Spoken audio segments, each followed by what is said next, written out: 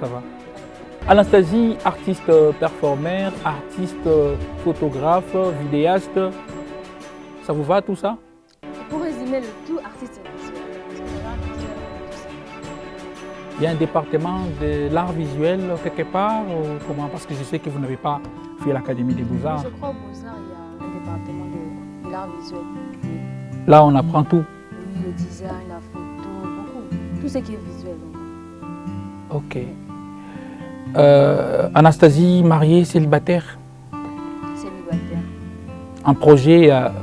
Célibataire. Un projet? Célibataire. Elle ne voulait pas des questions là, dans ce sens-là. Pourquoi? Non, célibataire. Ça vous dérange qu'on vous pose une telle question? J'ai dit je suis célibataire. Mesdames et messieurs, nous allons parler de son art. Comme vous le savez bien, nous commençons toujours cette émission par les portraits de l'artiste. Suivez.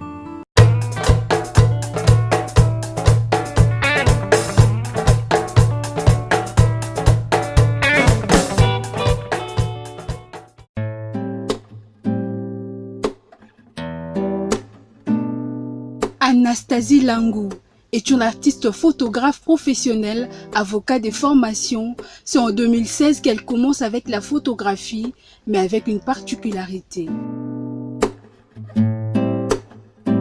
Anastasie fait de la photographie conceptuelle où elle exprime ses émotions.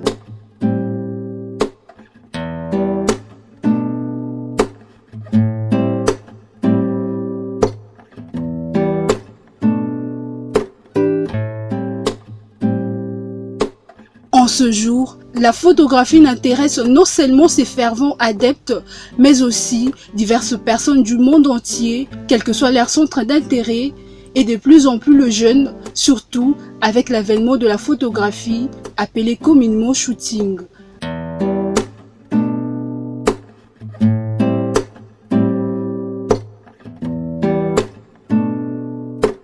Passionnée par la photographie, Anastasie Langou ne compte pas s'arrêter en si bon chemin et à l'occasion de la Journée mondiale de la photographie, célébrée ce lundi 19 août, elle organise une journée de réflexion autour de la photographie afin d'améliorer son art.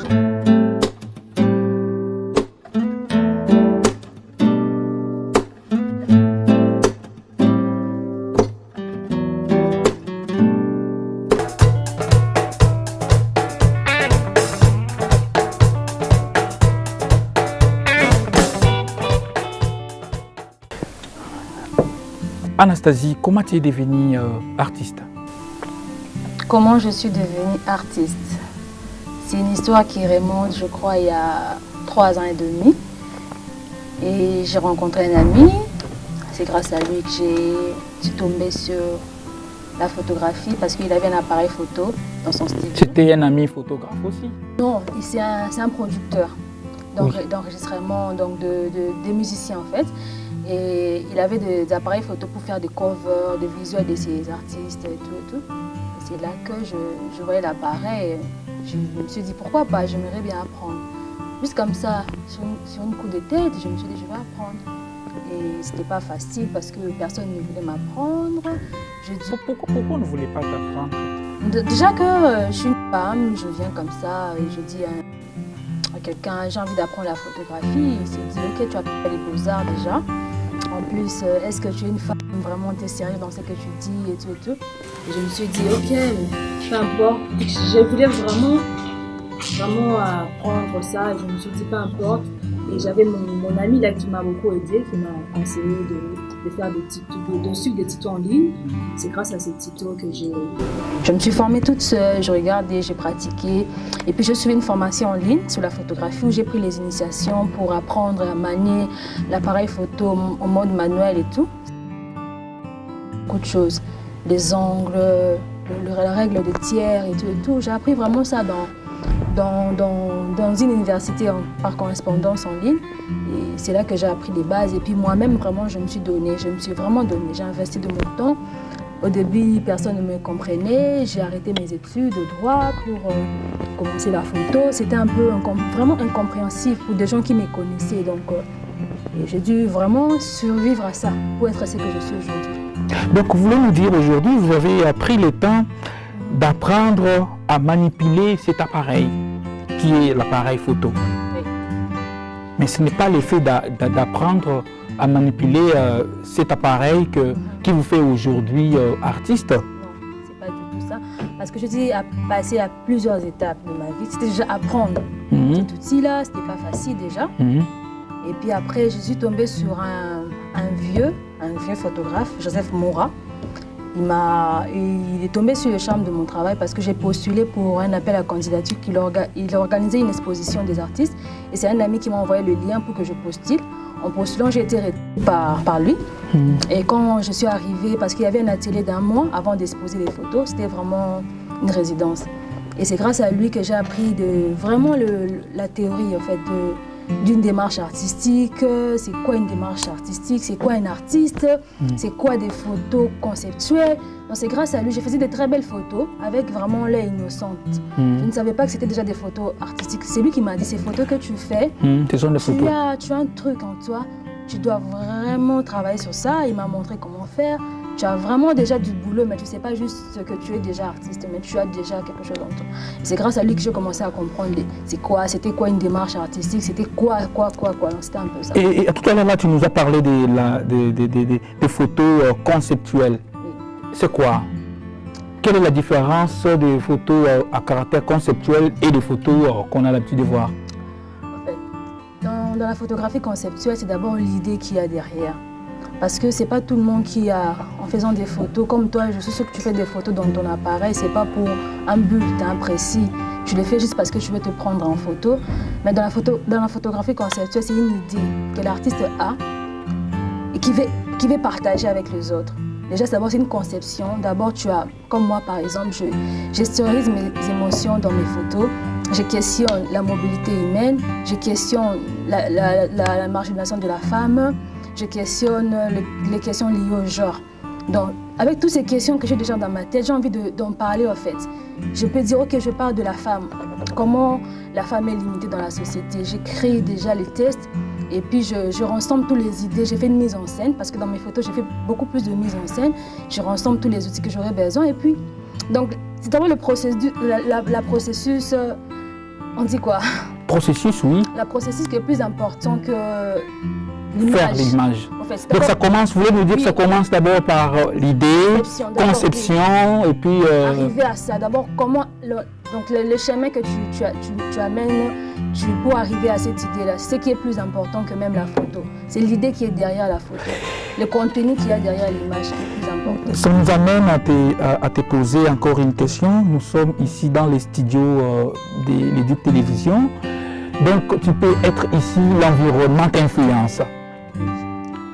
Dans quelles conditions Anastasie a beaucoup plus d'inspiration et ça lui permet à capter ces moments pour l'immortaliser après?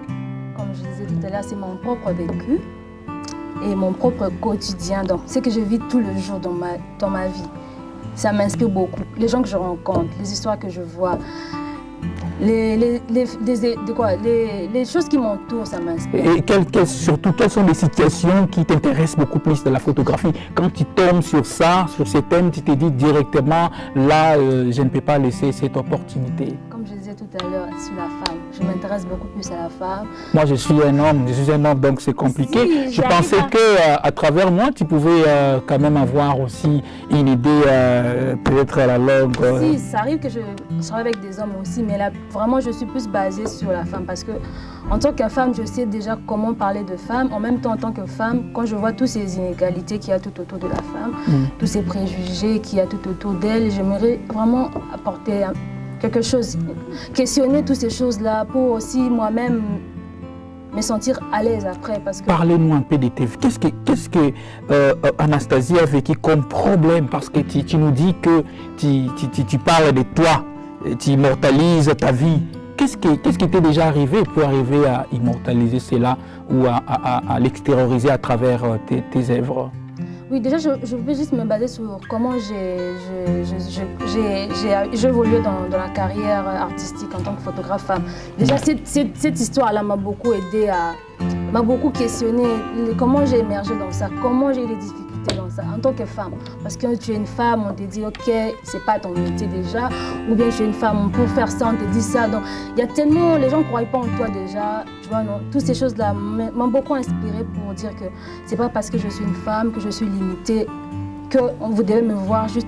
Je ne sais pas moi quelle image les hommes se font des femmes. Je suis une femme, mais je suis une personne en part entière qui peut avoir de capacités, qui peut déterminer ce qu'elle veut être dans la société. Et ce n'est pas à vous de me l'imposer. C'est ce que je fais dans mon travail. À travers tes œuvres aujourd'hui, penses-tu que le message est passé par rapport à ton objectif que tu t'es fixé? Oui, je dirais si, parce que j'expose déjà mes œuvres. Et puis quand je les expose, il y a vraiment des gens qui se questionnent pourquoi je fais ça. Il y a des gens qui trouvent des réponses, qui me ramènent même des réponses. Parce que dans mon travail, je questionne, je n'ai pas de réponses. En tant qu'artiste, mon travail, ce n'est pas de juger les gens, mais c'est d'apporter un peu la lumière juste à ce que je vois. Peut-être les gens ne le voient pas. Moi, j'expose juste ce que je vois. Peut-être en exposant ces problèmes-là, les gens vont arriver à regarder ça autrement pour trouver des solutions. Et tu es beaucoup plus dans l'abstraction?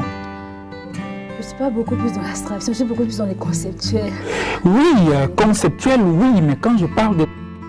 Les messages ne peuvent pas se lire directement. Oui, il faut par un moment approcher l'artiste pour comprendre quel est son message. Oui, je ne suis pas trop narratif, mais j'aime aussi créer la fiction dans mes œuvres, j'aime faire des mises en scène. Oui, ce que tu dis, donc c'est pas facile de décortiquer directement. Oui. Il faut me questionner, mais il y a des gens qui arrivent aussi peut-être à mieux comprendre mon œuvre que moi-même. Parce qu'il y a des œuvres où je n'ai pas des titres que je fais parce que juste j'avais envie de le faire. Moi-même, je ne sais pas pourquoi je le fais. Et après, le thème vient après? Peut-être que ça ne viendra jamais. C'est ça même. C'était même ça le but, je ne sais pas. Donc il y a des choses qu'on les fait. Pas forcément parce qu'on sait ce qu'on veut faire, mais c'est juste parce qu'on était inspiré et on ne sait pas déterminer d'où vient cette inspiration, ça arrive. Et les mots, on trouve à une autre personne, tu trouves les mots. Vraiment t'éclaircir ton œuvre. Tu dis, tu vois ça, je vois ça, je vois ça, et puis directement tu... Et comment tu fais? Tu as les thèmes en esprit, tu as le médium qui est l'appareil que tu as, la photographie, mais trouver maintenant les éléments que tu dois avoir pour historiser ton œuvre. Ça te prend combien de temps pour arriver à préparer une œuvre? Si en termes de photographie, c'est une affaire d'une journée, mais en termes de conception, ça peut prendre 3 ans, ça peut prendre 2 ans, ça peut prendre 2 jours. En fait, c'est pas statique, en fait. Ça dépend d'une inspiration à une autre. Là, je voulais questionner ça. Je me suis ligotée pour montrer. Donc, j'ai mis de... Violence faite à la femme. Non, pas forcément. Les fils de fer que je me suis ligotée, c'est juste pour montrer la limite d'une personne qui est limitée, qui est bloquée, en fait. Ça peut être dans plusieurs points dans sa vie, elles se sont bloquées par elle-même ou par les autres, ou par rapport au regard que les autres leur renvoient. Okay. Donc, tu vois un peu. Donc, je voulais parler de ça. Et en regardant cette œuvre, quel message fort que tu passes aux femmes qui te regardent et qui vont regarder cette œuvre? Comme je disais tout à l'heure, je parle de moi. Si ce que je dis... Et les femmes peuvent se retrouver en vous. Elles se retrouvent dans ce que je dis. Parce que moi, je suis arrivée à surpasser ça. Donc, je demande de surpasser toutes les limites qui peuvent les entourer, que ce soit familiale, amicale, professionnelle, qu'elles arrivent à dépasser ça. Parce qu'en dépassant ces émotions, on arrive à être plus forte. Peu importe la souffrance qu'on ressent quand on veut affronter les problèmes. La seule manière d'affronter les problèmes, c'est de les surpasser. Donc, c'est un peu ça. Aujourd'hui, Anastasie primée dans une grande compétition et aussi elle se sent, Anastasie se sent aujourd'hui capable qu'elle est arrivée à avoir une réponse à ces questionnements. J'ai été primée. Et si je suis arrivée à avoir une réponse à mes questions, non, c'est un combat de chaque jour. C'est chaque jour que je mène ces combats. C'est pas parce que tu fais des photos que les choses changent. Et elle a été primée. Elle est sortie, elle a gagné un prix toujours parmi les hommes. Alors nous disons, la seule femme qui a participé à une compétition. Oui, c'était une grande réussite pour moi déjà être la seule femme et gagner. Moi-même, je ne croyais pas. Je ne croyais pas que c'était possible jusqu'à ce que je puisse te dire moi-même. Donc, c'était vraiment... Ça m'a appris que ce n'est pas les sexes qui comptaient, c'est ce que tu as, c'est ce que tu as donné aux autres qui compte. Donc, la capacité de la personne, ce n'est pas par rapport au sexe. J'ai fait une interview où j'ai dit que le cerveau n'a pas de sexe. Donc, on peut être que ce qu'on veut être. Donc, c'est juste ça. Anastasie, aujourd'hui, elle lance un autre projet, Oui. toujours dans le secteur de promouvoir l'art qu'elle pratique aujourd'hui, qui est la photographie. Pourquoi ces projets? Déjà, ces projets viennent de très loin, parce que j'ai avoir beaucoup de questionnements sur ça. Pourquoi la photographie à Kinshasa ou bien au Congo n'est pas vraiment vue à sa juste valeur? Beaucoup pensent que la photographie c'est lié au shooting ou c'est lié à l'événementiel.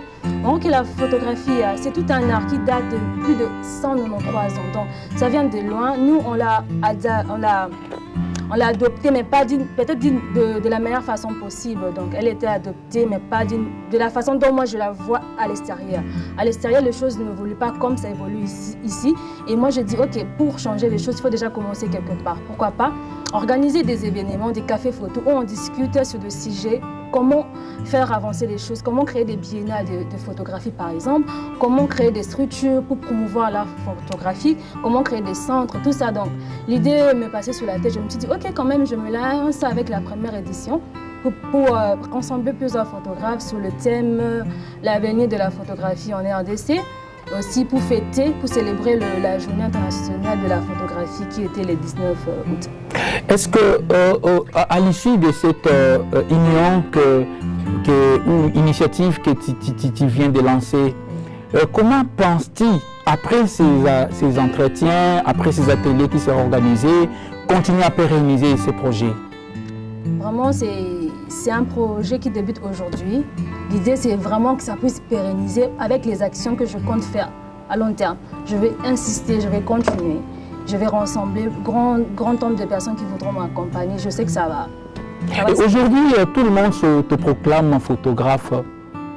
Que faites-vous, surtout vous, les artistes photographes, pour créer cette démarcation ou cette différence entre celui qui peut s'appeler tout bonnement un photographe et un artiste photographe? Déjà, je ne sais pas comment juger les autres. Tout le monde est photographe parce que nous tous, nous avons des appareils photo, on prend des photos. Oui. Il y a des amateurs, il y a des professionnels. Si quelqu'un... il y a plusieurs styles de photographie. Il y a la photographie conceptuelle, la photographie candique, la photographie événementielle, la photographie de guerre, la photographie aérienne. Il y a plusieurs styles de photographie. Donc, moi, je suis dans les conceptuels. Si quelqu'un veut émerger dans la photographie événementielle, parce que à Kinshasa, on exploite plus ces côtés-là parce que déjà, ça permet les gens de survivre. La photographie, vraiment... Et le quotidien, surtout. La photographie a ramené beaucoup de travail aux jeunes parce que les jeunes étaient au chômage et la photographie a aidé vraiment à contribuer même à diminuer le taux de chômage à Kinshasa. Donc la photographie joue un très grand rôle à Kinshasa. Et donc il y a aussi possibilité d'encourager ces jeunes qui se lancent de la photographie, mais tout en ne pas savoir qu'au-delà de ça, ils peuvent se servir de ça pour passer aussi les messages. C'est ça le but de Sola Photo. Sola Photo veut vraiment organiser des formations, organiser des ateliers. Parce qu'il y a des gens, ils ont de compte, ils savent faire des photos, mais ils n'ont pas de compte. Comment les aider peut-être à écrire un CV, à faire leur propre biographie, à présenter leur travail, à avoir un portfolio. Donc c'est ça l'objectif de Sola Photo, c'est aider vraiment la jeunesse, même tout le monde qui aimerait apprendre la photographie, à comprendre c'est quoi déjà, c'est quoi la photographie, c'est un peu ça. La force d'Anastasie dans la photographie, c'est quoi? C'est ma détermination. La détermination? Oui. C'est-à-dire quoi? Tu t'es déterminée? Je suis déterminée par ma passion, par l'amour que j'ai pour ces métiers. Ça représente beaucoup de choses pour moi. Et ça, c'est la passion qui me pousse à ne pas baisser les bras, à continuer. C'est la passion que j'ai pour ce travail. Anastasie vit de son art? Oui, je fais que ça. Je vis de l'art visuel. La photographie, la vidéo, l'installation, le montage. Et en passant, je suis tombé sur une de tes vidéos où tu as parlé de Emmêlé. Emmêlé. C'est emmêlé. Ok. C'est l'emmêlement. Oui, emmêlement, oui. C'est quoi?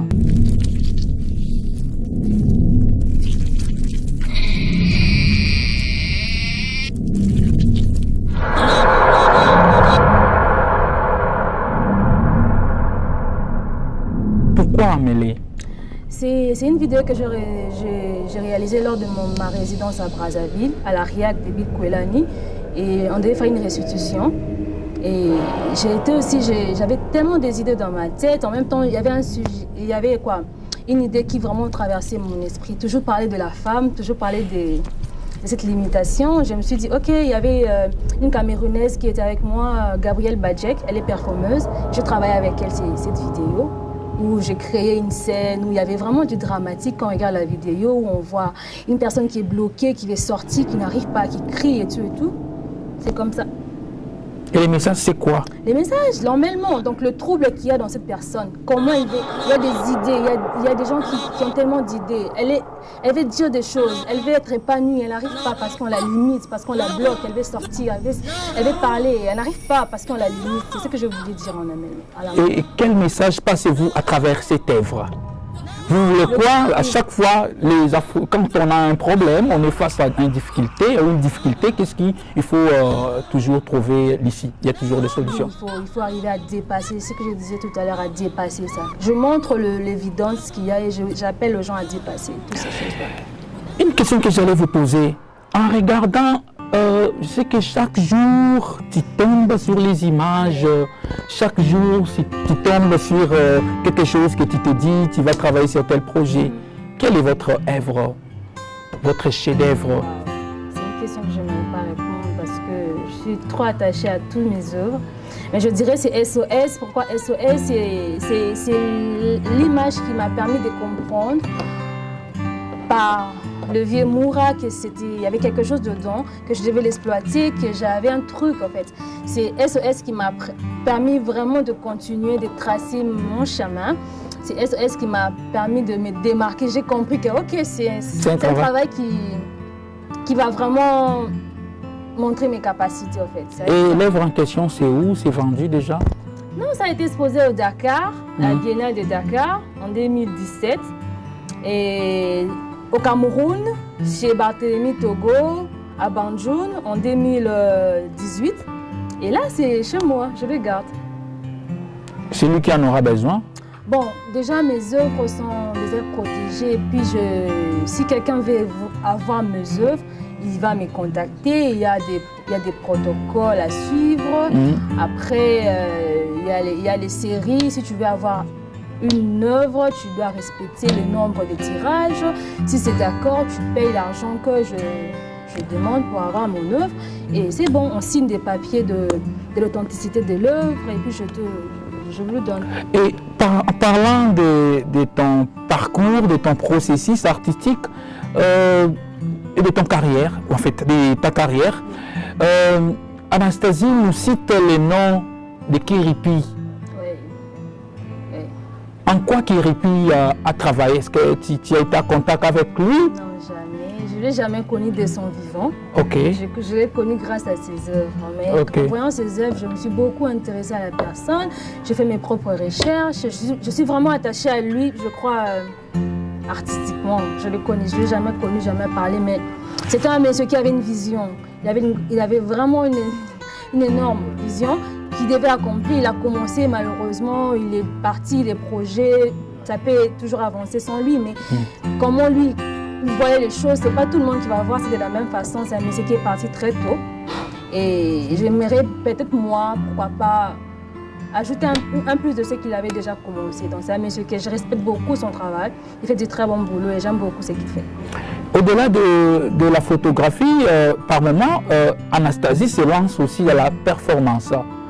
C'est quoi votre conception de la performance et comment fait-il pour associer la performance à la photographie? Déjà, je ne me lance pas dans la performance comme d'autres, comme Tixon, je dirais, comme d'autres artistes.